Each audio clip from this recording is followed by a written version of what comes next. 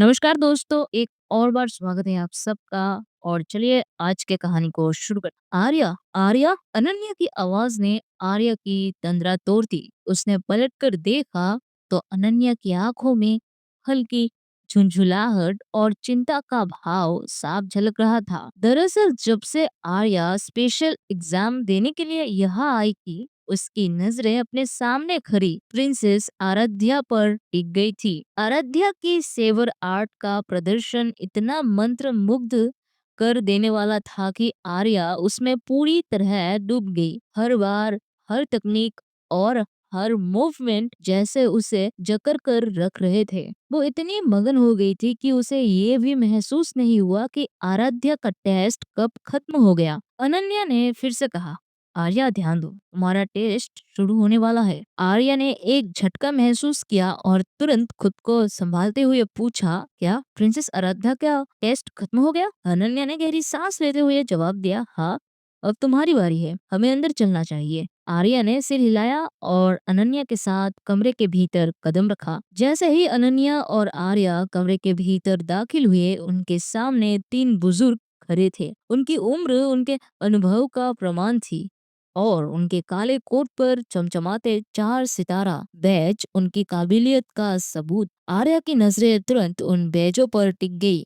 उसकी आंखों में एक हल्की चमक आई और उसने अपने मन में बुदबुदाया, 4 स्टार वेपन मास्टर, लगता है ये टेस्ट और भी मुश्किल होने वाला है। उन तीनों बुजुर्गों ने जैसे ही अनन्या को कमरे में प्रवेश करते देखा, उनकी भौहें हल्की सी चढ़ी। उनमें से सबसे बड़े मास्टर ने तुरंत अपने सिर को झुकाकर आदर प्रकट किया और बोले, मास्टर अनन्या, आपका यहाँ आना एक सम्मान की बात है। जैसे ही अनन्या ने कहा, मास्टर्स, मैं यहाँ अपने स्टूडेंट की स्पेशल टेस्ट के लिए आई हूँ, कमरे में मानो हलचल सी मच गई। तीनों बुजुर्ग मास्टर्स ने एक दूसरे की ओर देखा और फिर एक ही स्वर में कहा, मास्टर अनन्या के स्टूडेंट। अनन्या ने आत्मविश्वास से कहा, हाँ, मेरा स्टूडेंट है और वो इस स्पेशल टेस्ट में भाग लेगा। लेकिन तभी कमरे में गूंजती एक सख्त आवाज ने सबका ध्यान अपनी ओर खींच लिया। मास्टर अनन्या, आप कब से अपने स्टूडेंट्स रखने लगे? अनन्या की आंखों में एक हल्की झपकन हुई और उसने अपने सिर को चुपके से घुमाया। सामने खड़ा व्यक्ति लगभग 30-35 साल का था और उसके काले कोट पर चमकते हुए बैज ने उसकी पहचान उजागर कर दी। वो कोई और नहीं बल्कि 5 सितारा वेपन मास्टर दिनेश पटेल था। दिनेश पटेल का नाम सुनते ही अनन्या के मन में एक हल्का सा दबाव महसूस हुआ। वो न केवल एक प्रवीण मास्टर था बल्कि एकेडमी के सबसे पुराने और सम्मानित शिक्षकों में से एक भी था। वहाँ खड़ा दिनेश अपने आप में गर्व से भरपूर था। उसका आत्मविश्वास उसकी आंखों में झलकता था और बैज पर चमकता 5 सितारा बैज ये साफ बताता था कि उसने अपने कार्य क्षेत्र में कई वर्षों की कड़ी मेहनत और संघर्ष किया था। लेकिन उसके अंदर की जलन और गुस्सा छुपे नहीं रह सके। वो जानता था कि अनन्या के आगमन ने एकेडमी में हलचल मचाई थी। वो जो भी करता, जो भी सिखाता, आजकल सभी की नजरें सिर्फ एक ही तरफ थी और वो थी अनन्या की तरफ। अनन्या ने उसकी ओर देखा लेकिन उसके चेहरे पर कोई बदलाव नहीं आया। उसकी आंखों में वो आत्मविश्वास था जो उसकी पूरी तरह से खुद पर विश्वास करने की पहचान थी। उसने शांत पूर्वक कहा, मुझे तो बस इस बात की खुशी है कि मेरे स्टूडेंट को अपना कौशल साबित करने का मौका मिल रहा है। दिनेश की आंखों में एक झलक आई लेकिन उसने तुरंत खुद को संभाल लिया। उसने तंज किया, अच्छा तो ये है, और आपने कितनी जल्दी अपने स्टूडेंट को इतना महत्वपूर्ण बना दिया मास्टर अनन्या। कमरे में गहरी चुप्पी छा गई। अनन्या और दिनेश के बीच ये चुप्पी एक अजीब तरह की प्रतिस्पर्धा को जन्म देती थी। जब से अनन्या ने एकेडमी में कदम रखा था, उसकी सफलता ने सबका ध्यान अपनी ओर खींचा था। वो मात्र 3 महीने में 1 स्टार टीचर बन गई थी और उसी के साथ सारे लाइमलाइट उसकी ओर मुड़ गई थी। दिनेश, जो पिछले 8 वर्षों से इस एकेडमी में था और खुद को 1 स्टार टीचर मानता था, अब अपने से अधिक प्रसिद्ध अनन्या को देखकर अंदर ही अंदर जलता था।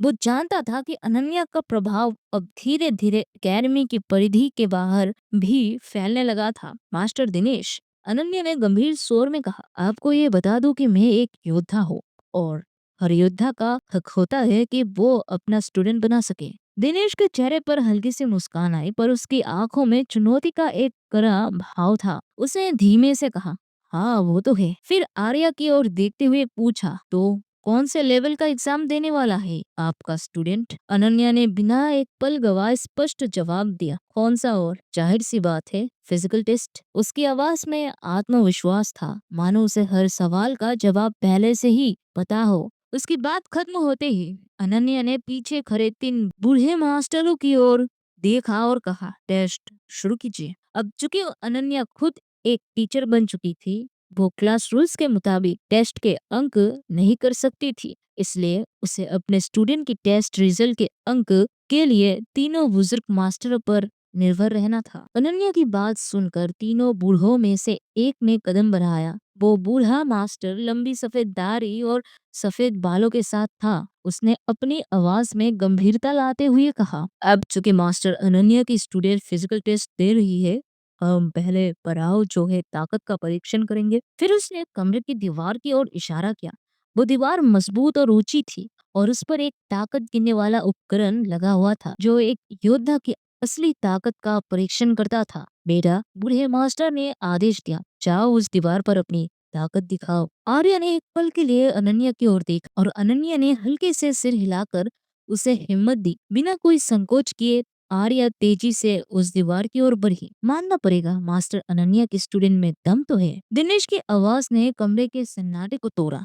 आर्या ने जैसे ही दीवार की ओर अपनी पूरी ताकत झोंकी, एक धमाके जैसा महसूस हुआ और दीवार पर अचानक एक अंक उभरा, 150 केजी। कमरे में एक झटका सा लगा। हर कोई चुप था, आंखें फैलाए हुए। ये असाधारण था, इसलिए सभी को चौंका दिया। आमतौर पर स्टूडेंट्स 110 से 130 केजी तक ही पहुंच पाते हैं, लेकिन 150 केजी का आंकड़ा ये कुछ खास था। सिर्फ कुछ ही लोग इस स्तर तक पहुंच पाते हैं और आर्या ने ये कर दिखाया था। एक बूढ़ा मास्टर जो अब तक चुप था धीरे से बोला, हाँ, आज 7 साल बाद किसी ने अकेडमी का रिकॉर्ड तोड़ा है।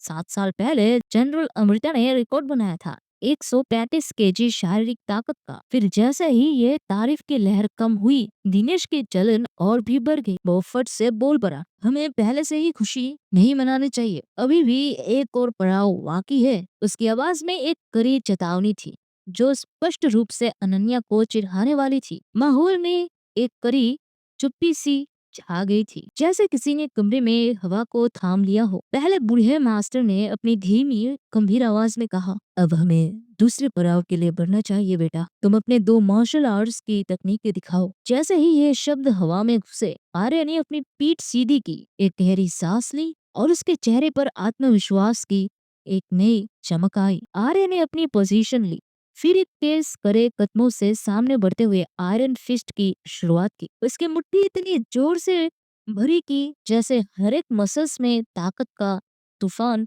उमड़ पड़ा। वो पंख की तरह फरफराती हुई दीवार के पास पहुंची और सीधे टारगेट पर एक दमदार घूसा मारा। हर एक अंग में ऊर्जा की लहर सी महसूस हुई। फिर उसने अपनी अगली तकनीक स्विफ्ट स्टेप अपनाई, जिसे देख हर कोई हक्का बक्का रह गया। एक लहर सी गति के साथ वो दीवार के इर्द गिर्द तेजी से दौड़ी, जैसे हवाओं से तेज हो। उसकी गति ऐसी थी कि आंखें भी उसे पकड़ नहीं पाई।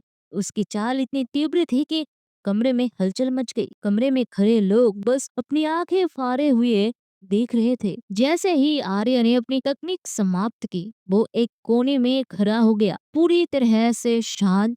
कमरे में सन्नाटा था और सबकी निगाहें उस पर टिकी हुई थी। आर्या ने अपनी क्षमता का पूरा प्रदर्शन किया था और अब वो खुद को इस दृश्य से अलग रखते हुए एक शांत संयम में खड़ा था। लेकिन तभी दिनेश ने घबराते हुए कहा, यह कैसी तकनीक है? इस तरह की तकनीक के बारे में हमने तो कभी नहीं पढ़ा। उसकी आवाज में अजीब सा उत्तेजना था, जैसे वो पूरी तरह से चौंक चुका हो। वो आगे बोलने ही वाला था कि अचानक से वो बूढ़ा मास्टर जो आर्या का टेस्ट ले रहा था, बीच में बोल पड़ा। उसकी आवाज धीमी लेकिन गहरी थी, मास्टर दिनेश, लगता है आपने कभी इस तकनीक के बारे में नहीं सुना। दिनेश ने संकोच से अपनी सिर को झटकाते हुए कहा, नहीं, ये तकनीक आपका मतलब क्या है? बूढ़े मास्टर ने अपनी दाढ़ी सहलाते हुए उत्तर दिया, इस लड़की ने जिस तकनीक का इस्तेमाल किया वो 10,000 साल पुरानी तकनीक है। ये तकनीक अब तक की सबसे एडवांस तकनीकों में से एक मानी जाती है। कमरे में एक गहरी चुप्पी छा गई।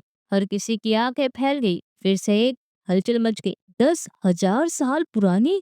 दिनेश के मुंह से शब्द नहीं निकल रहे थे। उसकी चुप्पी की गहराई से ये साफ था कि वो पूरी तरह से हैरान और परेशान हो चुका था। इसी बीच अनन्या की आवाज सुनाई दी, तो क्या आर्या टेस्ट पास कर गई? अनन्या के सवाल में एक हल्की सी उम्मीद थी, जैसे किसी ने अपने सपनों को हवा दी हो। पर उस उम्मीद का जवाब उसे मिलने में कुछ वक्त था। उस बूढ़े मास्टर ने सिर झुकाकर एक गहरी सांस ली और फिर धीरे से कहा, हाँ मास्टर अनन्या, आर्य ने टेस्ट पास कर लिया। जिससे कमरे में एक असामान्य सन्नाटा था। जैसे ही बूढ़े मास्टर ने अपने उंगली में पहने मैजिक रिंग से बैच निकाला, उसकी आंखों में एक गहरी गंभीरता थी और जैसे ही उसने आर्या की ओर देखा, उसने कहा, ये लो आर्या, आज से तुम एकेडमी के सीनियर स्टूडेंट हो और तुम अब से सीनियर डॉर्मेट्री में रहोगी। आर्या के हाथ में बैच को सौंपते हुए बूढ़े मास्टर का चेहरा कुछ शांत था, लेकिन आर्या की प्रतिक्रिया ने सबको हैरान कर दिया। उसने बैच को अपने हाथों में लिया और फिर कुछ पल के लिए उस पर गहरी नजर डाली, जैसे वो इसे समझने की कोशिश कर रहा था। फिर अचानक उसने पूछा, टीचर, सीनियर स्टूडेंट क्या होता है और ये कौन से डॉर्मेट्री की बात कर रहे हैं? उसकी इस अजीब सवाल को सुनकर कमरे में उपस्थित सभी लोग चौंक गए। सभी की नजरें अब अनन्या पर थी, जैसे वे इस अजीब सवाल का जवाब जानने के लिए बेताब हो गए थे। अनन्या ने सबकी नजरों को महसूस किया और धीरे से मुस्कुराते हुए उन्हें जवाब दिया, दरअसल आर्या आज ही मेरी स्टूडेंट बनी है और आज उसका पहला दिन है एकेडमी में। कमरे का माहौल कुछ देर के लिए और भी खड़ा हो गया। सभी की आंखों में सवाल था, कुछ की सोच थी और कुछ की मुस्कान छुपी थी। आर्या अपनी नई स्थिति के रूप में एकेडमी में एक सीनियर छात्रा के रूप में कैसे अनुकूल होगी? आपको क्या लगता है दोस्तों? जवाब कमेंट्स में जरूर दीजिएगा। और अगर ये वीडियो आपको अच्छा लगा तो एक लाइक कर देना और साथ ही में दोस्तों प्लीज आप लोग मुझे हाइप दीजिए और हाइप देके आप मुझे सपोर्ट कीजिए, क्योंकि आपकी सपोर्ट मेरे लिए बहुत जरूरी है। धन्यवाद दोस्तों।